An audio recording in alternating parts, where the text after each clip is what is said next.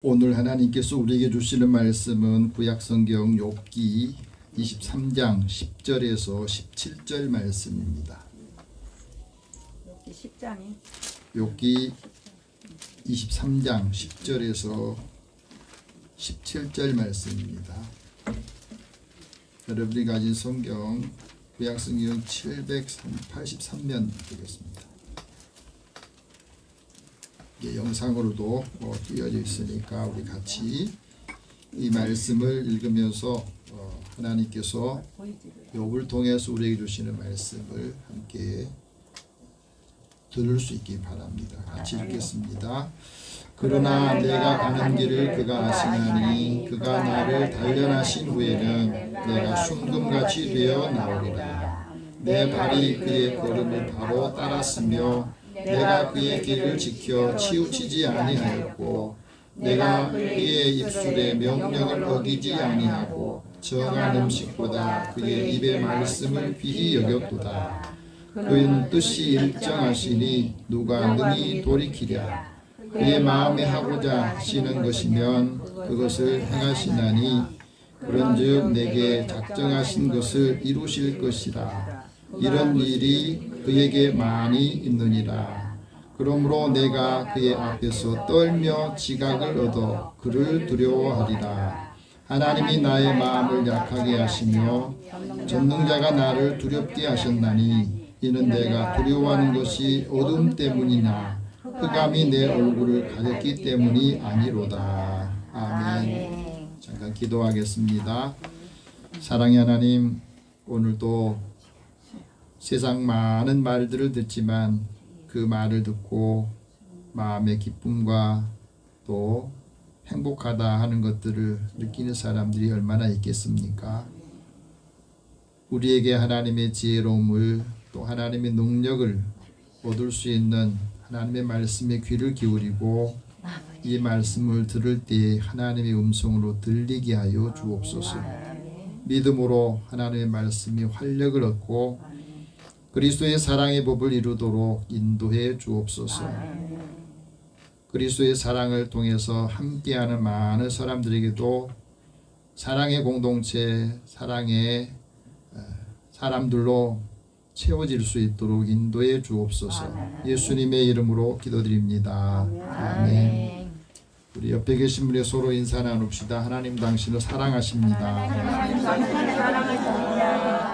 함께 예배 드릴 수 있어서 행복합니다. 함께 예배를 주셔서 행복합니다.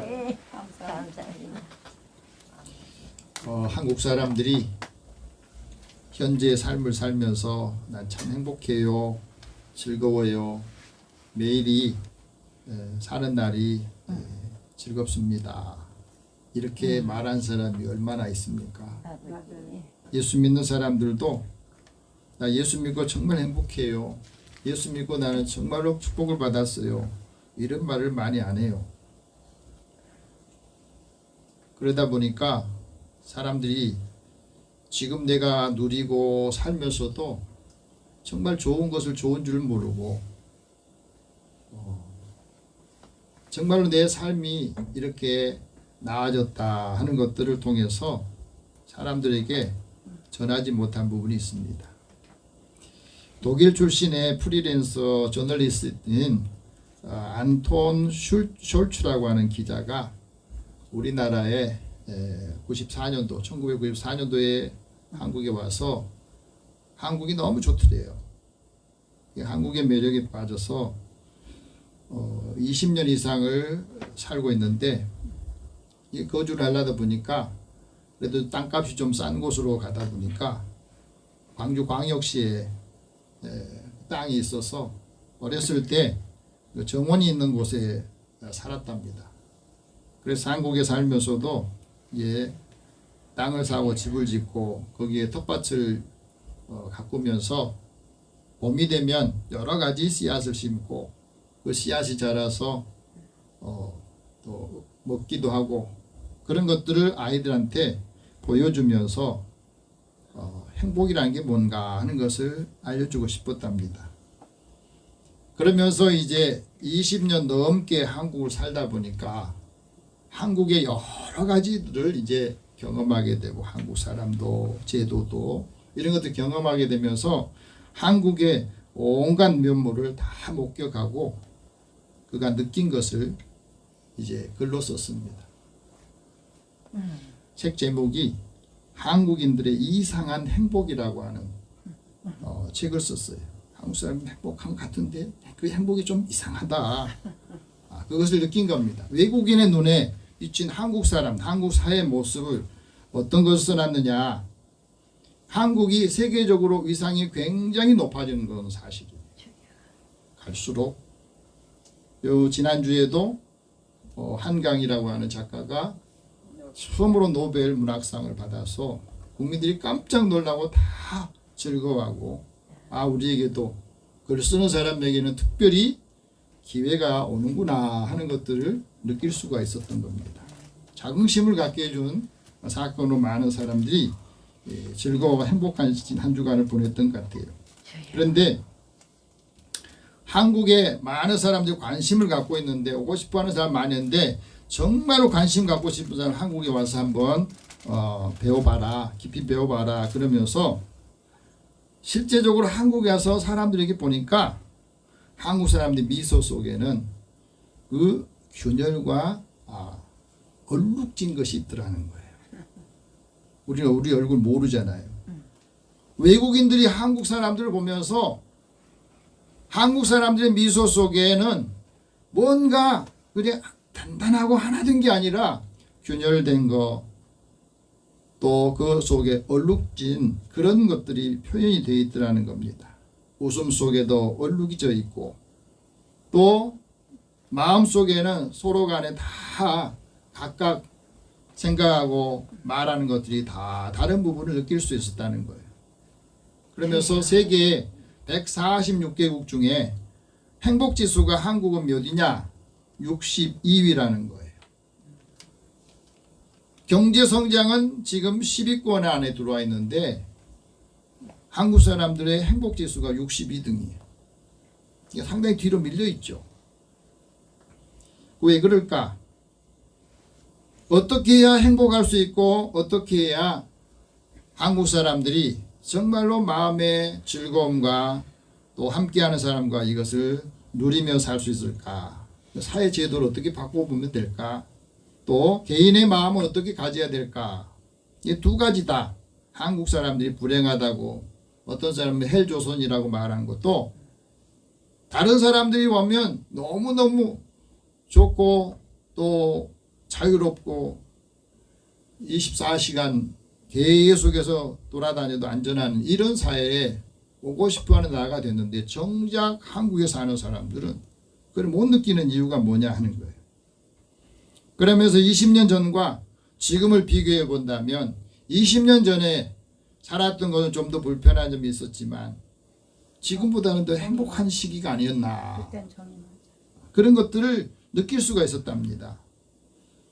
20년 전에는 그래도 우리 사회가 점점 발전한다는 것을 느낄 수 있는데 지금 우리나라가 10위권에 세계 10위권의 강국이 되었는데도 이제는 발전이 점점 더디게 되고 또 사람들의 마음속에 이젠 더 이상 발전하기 어려운 이 정체된 것 때문에 답답해하고 그러다 보니까 더 경쟁이 심해지더라는 거예요. 경쟁이 심해지면서 우리 사회에 많은 사람들이 더 바쁘게 사는데 그 바쁨 속에서 좋은 것들을 잃어버렸다고 말합니다. 그러면서 이런 표현을 써요. 가끔 우리가 이분이 어떤 교수하고 방송을 하면서 방송에 갔던 이야기를 하더라는 겁니다. 그 게임을 할 때 의자 5개를 놓고 10사람이 먼저 앉는 게임을 할 수 있잖아요. 그것이 한국 사회를 그대로 보여주는 거래요. 의자 5개를 놓고 거기다가 10사람이 누가 빨리 앉느냐 그 게임을 하는데 그 게임에서 10사람 다 행복하지 못하더라는 거예요. 눈치가 빠르고 신호 빨리 받고 나서 의자를 차지했던 사람도 다음번에 불안한 거예요. 그 다음에 이제 또 3개 놓고 5사람이 3개 놓고 두 개 놓고 하나 놓고 하다 보면 내가 의자에 앉아 있지만 언제 이 의자에서 떨어져서 내가 어떻게 될지 모르겠다. 그것이 한국 사람의 마음이래요. 그러면서 우리가 살아가면서 우리는 이제 힘든 일 안 하려고 하는 것을 외국 사람들이 돌아와 가지고 노동을 하면서도 그들은 정말로 좋아하고 돈을 벌어서 집에다 붙이고 그 다음에 가가지고 거기도 가게도 사고 하면서 그 행복한 지치고 힘들지만은 그런 것이 있는데 한국 사람들 마음에는 그런 것이 점점 없어지는 게 안타깝더라.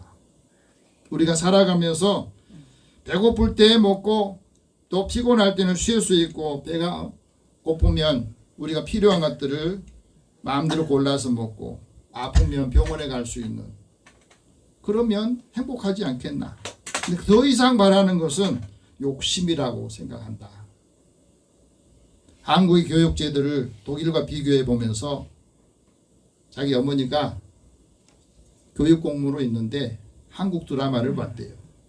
드라마를 보면서 한국 사회와 한국의 교육제도를 보면서 너무너무 경쟁이 살벌하는 것을 느꼈대요.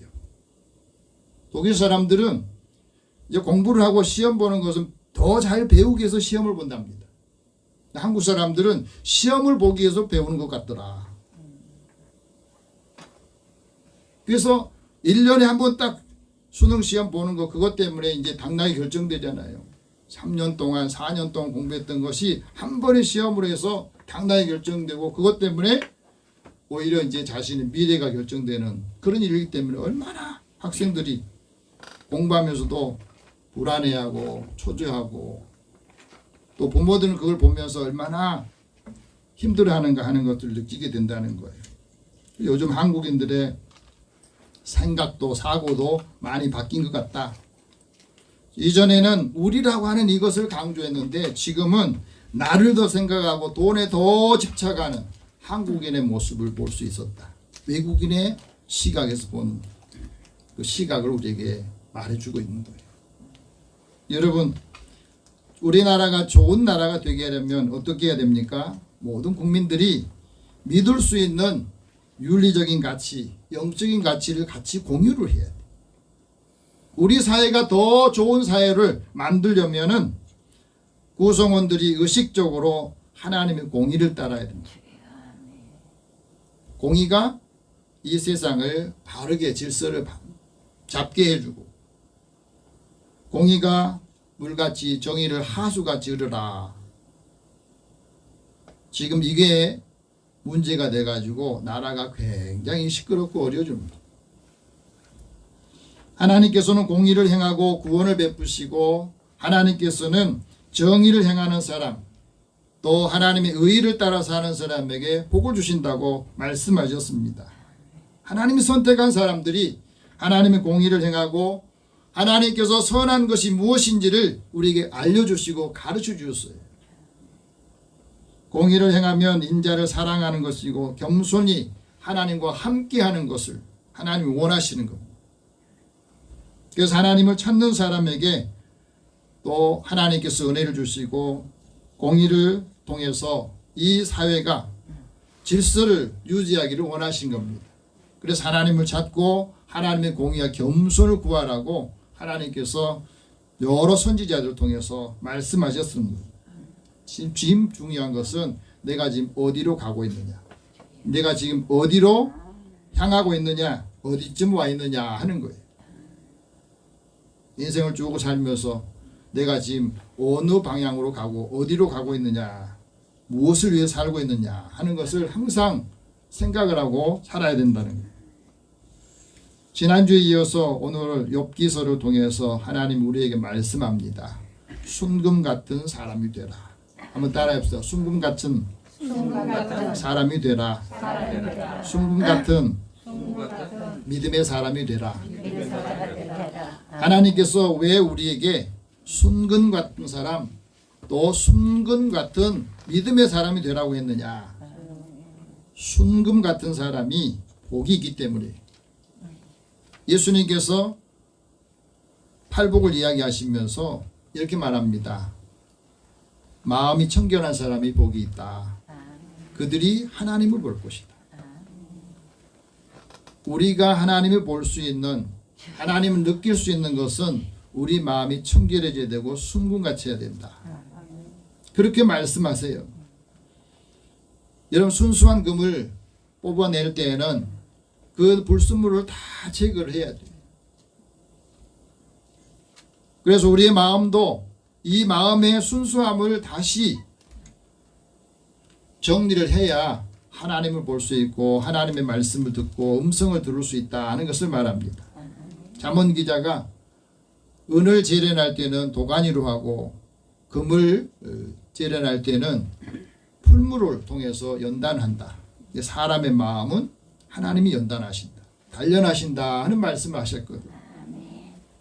그런데 우리 사람들이 하나님께서 우리를 연단하고 순수한 마음으로 믿음으로 다시 살게 하기 위해서 우리에게 여러 가지 테스트를 하시는데 그 과정에 들어있을 때는 하나님이 지금 뭘 한지 알지 못해요. 그래서 마음에 두려움이 있고 믿음을 가졌던 그 믿음도 흔들리는 것이 있습니다. 욥도 그랬던 겁니다. 오늘 10절 같이 봅시다. 그러나 내가 가는 길을 그가 아시나니 그가 나를 단련하신 후에는 내가 순금같이 되어 나오리라. 하나님이 나를 단련하신 후에는 내가 순금같이 나올 것이다. 여기서 우리는 뭘 알 수 있느냐? 우리 인생을 살면서 많은 사람이 빨리 하고 빨리 가기를 원하는데요, 이 속도보다 더 중요한 게 방향이라고 그래요. 근데 방향보다 더 중요한 것은 누가 나와 함께하고 있느냐 하는 것이 더 중요해요. 지금 내 곁에 누가 있고 내가 누구와 함께하느냐, 이게 왜 중요하냐면 그 누구와 함께하느냐가 그 사람의 인생을 결정시켜주고 승패를 좌우하기 때문이다. 지혜로운 사람과 함께하면 두드러진 인생을 살게 되고, 또 신앙이 좋은 사람과 함께하면 내 신앙도 좋아지고, 그 영향을 받기 때문에 그렇다는 것. 욥이 자신의 가는 길을 하나님께서 아신다고 하는 것은, 내가 전반기에는 잘 살았지만은 이런 많은 시련을 경험하면서 내가 감당할 수 없을 때 나의 마음도 흔들리고 내 인생에 대해서 고통스러운 것들을 호소하기도 하고 마음에 불편함이 있었지만, 그것을 극복할 수 있었던 것은 내가 가는 인생 나는 잘 모르지만 하나님이 내 길을 아신다 하는 것을 통해서 그는 다시 마음을 새롭게 먹고 그 다음 하나님의 뜻에 따르게 됐다 하고 말합니다. 이걸 깨달아야 된다는, 이걸 알아야 된다는 겁니다. 전설적인 기독교 싱어 라이터인 돈 모엔이라고 하는 분이 있어요. 이분이 작곡을 하고 찬양을 부르는 분인데, 이분이 찬양 중에 나의 길이라고 하는 이 찬양을 작곡을 했습니다. 세계 많은 분들이 이 찬양을 좋아하고 그것 때문에 상도 받은 분인데, 이렇게 많은 사람이 열광하는 이 찬양 속에는 마음 아픈 사연이 있더라는 거예요. 그걸 통해서 이 곡이 나왔다는 거예요. 모엔이 어느 날 밤에 장모님한테 전화를 받게 됩니다. 좋은 소식이 아니라 아내인 누이와 제부인 크레이그와 수잔이라는 이 가족이 스키 여행을 하고 이제 이를 데리러 가면서 이제 차를 타고 오다가 교통사고가 난 겁니다. 이 교통사고 나가서 갑자기 사고가 나면서 차에 타고 있던 아이들 중에서 그 9살짜리 소년이 밖으로 튕겨나가서 그곳에서 바로 세상을 떠나고, 그 다음에 나머지 3명이 중상을 입은 이 사고가 일어난 거예요. 그 말을 들었을 때 내가 무슨 말을 해야 될까? 그래서 이 사건이 이분의 인생을 바꾸게 되고 그 가족들의 인생을 바꾸게 되었다고 합니다. 크레이그라고 하는 분은 교회에서 성경교사로도 열심히 봉사하는 신앙이 아주 좋은 분입니다. 그런데 이 사고를 통해서 이제 시련을 겪으면서 무슨 할 말이 없더라는 거예요. 그래서 이사야 43장을 읽으면서 거기에서 영감을 받은 겁니다. 내가 광야의 길을 사막에 강을 낼 것이다. 광야의 길을 걷게 하는 하나님께서 그 강, 사막에도 강을 내겠다 하는 소망을 갖게 해주더라는 거예요. 그래서 그는 이 말씀을 읽으면서 하나님 영감 주셔서 이제 시를 쓰고 그 다음에 거기다 곡을 붙여가지고 나의 가는 길이라고 하는 이 찬양곡이 나온 겁니다. 나의 가는 길 주님이 인도하시네. 그는 보이지 않아도 날 위해 일하시네. 그러면서 이 찬양을 부르게 되는데 이 찬양이 한 사람 한 사람에게 이렇게 전달되면서 많은 사람들이 나의 가는 길 주님이 인도하시네. 그는 보이지 않지만 나를 위해서 지금도 일하신다 하는 것들을 사람들이 공감하면서 많이 노래를 부르게 되었다는 겁니다. 그러면서 하는 말이 자신이 삶에 대해서 모든 것이 사람들은 다 잘 될 거라고 기대하고 생각한다는 거예요. 그러다가 인생에 어려움을 겪게 되고 뜻하지 않은 사고를 겪게 되고 또 헤어지게 되고 이러면 건강에 문제가 생기면 치명적인 또 자신의 세계관이나 믿음이 흔들리게 된다는 거예요. 그래서 하나님을 떠난 사람도 많아요. 예수 믿다 보니까 더 일이 안 된다고 해서 그만 믿는 사람도 많아요.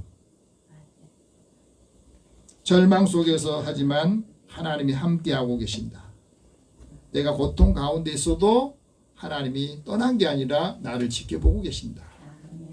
그리고 내가 일어서기를 기회를 주신 것이다. 그러면 이 고난 속에서도 하나님 나와 함께하고 계신다는 걸 알기 때문에 다시 일어날 수 있다고 하는 거예요. 그것을 말해준 겁니다. 그래서 자신의 노래를 이렇게 다 좀 위에 분석해 보면 다 그게 하나님의 말씀을 통해서 기도로 이루어졌다는 거예요. 우리가 살아가면서 지성과 감성을 뛰어넘는 노래, 영혼을 깊이 있게 터치하는 이 찬양이 사람의 마음에도 감동을 주는 겁니다.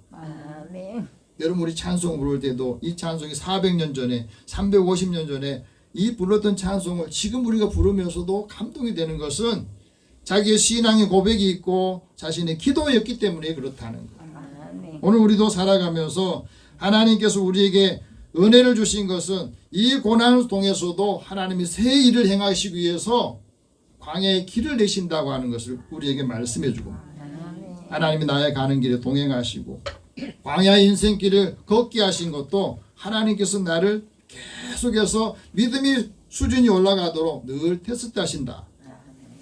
이스라엘 백성들이 광야에서 이제 38년 동안 훈련을 받고 또 앞으로 가나안 땅에 들어가게 하는 그 말씀에 신명기에서는 이렇게 말합니다. 여호와께서 너에게 40년 동안 광야의 길을 걷게 한 것을 기억해라. 왜 광야에 훈련을 시켰는지 그걸 기억하라는 거예요. 그래서 너를 낮추고 너를 시험하고 너를 테스트해서 네 마음이 어떠한지 그 하나님의 명령을 지키는지 안 지키는지 그걸 보려고 한 것이라는 겁니다.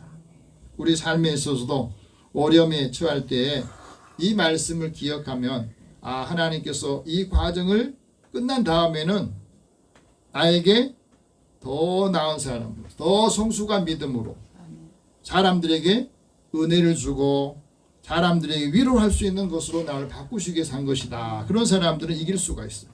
시험을 이기고 고난을 이길 수 있는 광야의 길을 걷는 사람에게 광야는요 믿음을 훈련하는 장이고 나를 단련시키는 것이고 사람을 더 크게 하는 그 훈련장이라는 것을 기대하시고 기억하시기 바랍니다.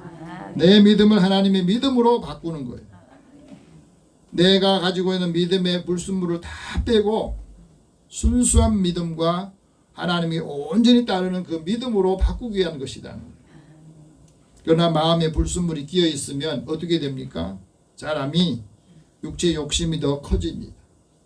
육체가 원하는 대로 마음이 원하는 대로 살다 보면 하나님의 진노를 받은 사람이 되게 마련이라는 겁니다.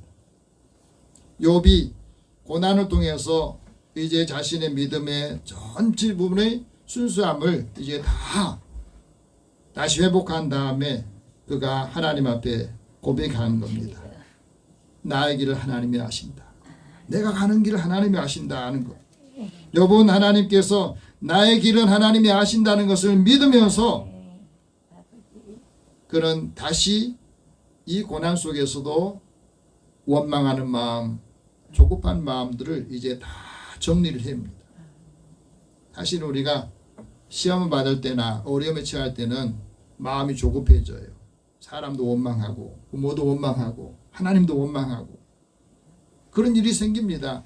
이 과정을 넘어야 돼. 그래서 하나님의 말씀을 들을 때에 자신의 발이 어떻게 되는가? 11절에 이렇게 말합니다. 같이 읽읍시다. 내 발이 그의 걸음을 바로 따랐으며 내가 그의 길을 지켜 치우치지 아니하였고. 하나님이 나에게 말씀하시는데 하나님께서 나의 길을 아신다고 하고 이것을 믿고 생각하는 순간에 그 다음에는 내가 이렇게 힘들고 어려워도 하나님이 말씀하신 걸 내 발이 하나님의 걸음, 하나님의 인도하심을 바로 따랐다는 거예요. 치우치지 않았다.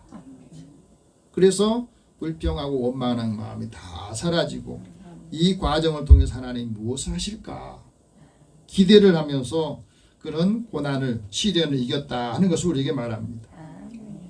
여러분, 우리가 살아가면서 내 마음속에 재난이 마음의 고통이 우리의 마음을 흔들 때에도 원망하는 마음, 불평하는 마음이 이거 불순물이 다 빠지게 되면 하나님이 우리에게 인도하시는 걸음을 따라간다는 거예요.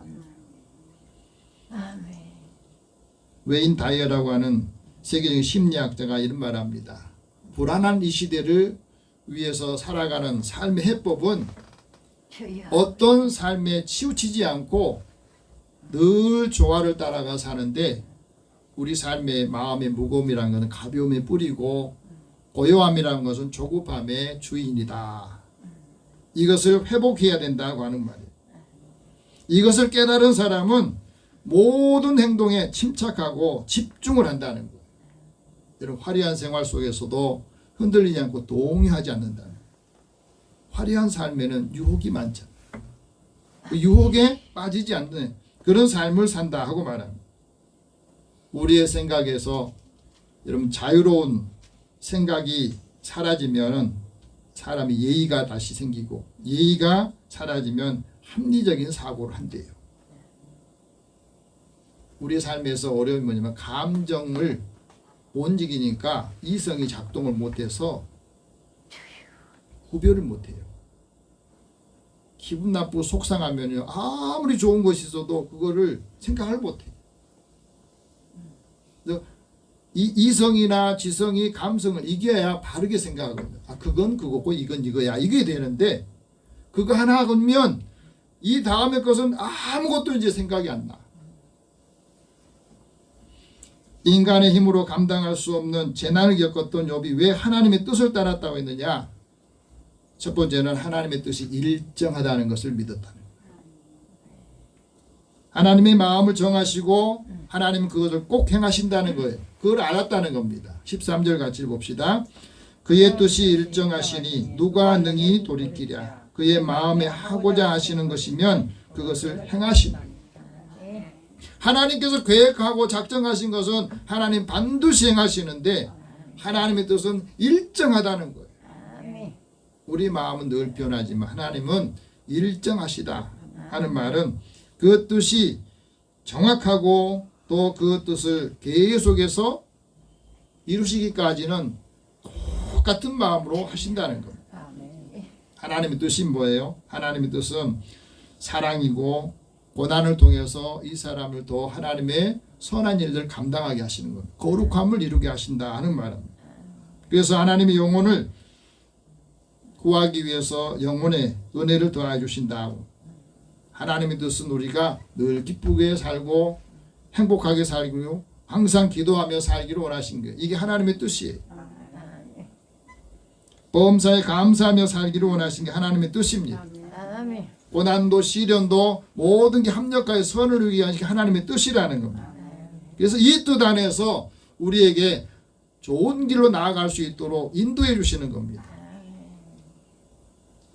그런데 하나님의 뜻을 성경에 이렇게 기록해 놨는데 많은 사람들이 하나님의 뜻에 대해서 질문을 더 많이 하는 사람일수록 그 뜻을 따르지 않는다 그럽니다.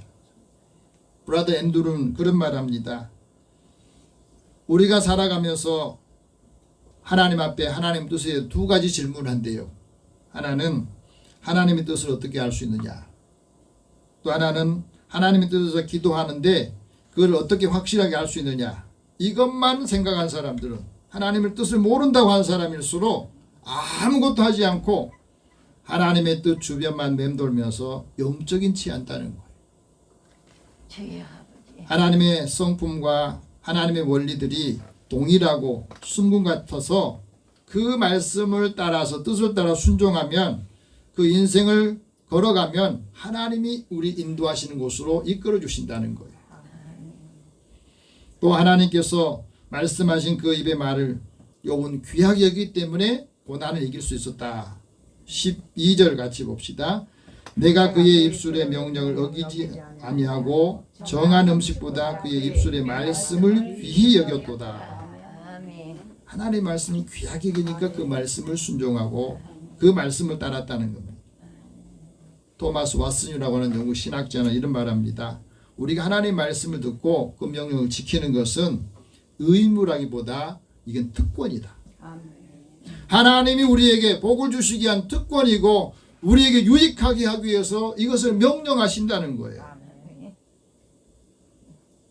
그래서 어떤 고난도 아니고 주여. 무거운 짐도 아니다. 하나님의 우리에게 주신 은혜의 길을 열어주신 것이다 하고 말합니다. 그래서 우리에게 더 감사하고 또 번성하는 복을 허락해 주신다고 말합니다. 중요한 것은 하나님의 말씀의 가치를 어떻게 여기느냐는 거예요. 하나님의 말씀을 가치 있게 소중하게 여겨야 그 말씀을 우리가 가지고 살아가는 겁니다. 오늘 우리에게 주신 이 말씀을 한 주간 동안 내 마음에 가장 가치 있게 여기고 소중하게 여길 때 그 말씀대로 사는 거예요. 욥은 나보다 더 큰 시련을 겪었는데 그래도 일어섰는데 그에 비하면 나는 아무것도 아니구나. 세 번째는 하나님께서 나에게 작정하신 건 반드시 이룬다는 거예요. 14절 같이 봅시다. 그런즉 내게 작정하신 것을 이루실 것이라. 이런 일이 그에게 많이 있느니라. 모든 일을 하나님이 작정하시는데 그 작정할 때에 사탄이 욥을 시험할 때 욥이 그를 사탄이 시험한지 몰랐잖아요. 그러니까 욥은 모르니까 그 마음속에 반항한 마음도 있고 그 마음속에 고통도 있고, 그래서 하나님을 어떻게 발견할지 어떻게 찾아야 될지 어떻게 호소해야 될지 모르니까 좌충우동하는 겁니다. 우리도 마찬가지예요. 하나님 있는데 왜 마음에 반항하는 마음, 원망하는 마음이 있느냐? 내가 그걸 모르니까 그런 거예요. 하나님이 작정하신 일, 하나님이 하신 일을 나를 통해서 반드시 이룬다.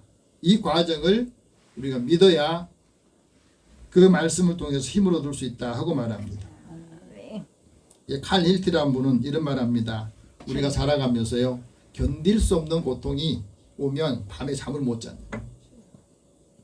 인생의 많은 괴로움과 슬픔을 가장 쉽게 극복할 수 있는 것은 순금 같은 성품이에요. 그 성품을 가질 때에 부당한 일을 겪으면 깊이 생각하지 말라는 거예요. 빨리 떨쳐버려라. 위대한 사상이라고 하는 것은 그 고통이 깊은 고통 속에서 거기서 길러지는 것이라는 겁니다. 하나님의 인도하심이 없이 어느 것도 그 지나가지 않는다는 겁니다.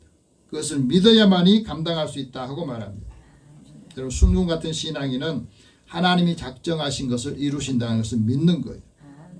그래서 하나님께서 지각을 주시고 나에게 그걸 믿게 해주실 때 우리는 극복할 수 있다 하고 말합니다. 여러분, 하나님께서 곤고한 사람이 부르짖을 때 하나님이 들으신다고 믿으십니까? 내가 환난을 겪을 때 내가 환난 겪고 있는 하나님 보신다고 믿어야 돼. 아, 나한테 기회를 주시는구나. 환난에서 이길 수 있도록 나한테 기회를 주시는구나. 그렇기 때문에 환난을 경험하면서도 하나님의 선하심을 맛보게 되고 하나님 앞에 피하게 되어서 이 과정에서 내가 힘을 얻었다 하고 고백을 하게 되는 겁니다. 아멘. 사도 베드로도 이런 말합니다. 많은 연단을 경험할 때 이것이 불시험을 이상하게 여기지 마라. 현재의 고난이 장차 우리에게 나타날 영광과 좋게 비교할 수 없다는 것을 확신하면 그 고난을 이길 수 있다 하고 우리에게 말씀합니다. 아멘. 순금 같은 사람은 하나님께서 못할 일이 없으시지만 하나님께서 나를 통해서 더 큰 계획을 갖고 계신다는 것을 믿기 때문에 그걸 감당할 수 있다고 말합니다. 욥이 기도할 때 하나님께서 욥의 그 곤고함 곤경을 돌이켜 보신 거예요. 그리고 난 다음에 욥에게 갑절의 복을 주십니다.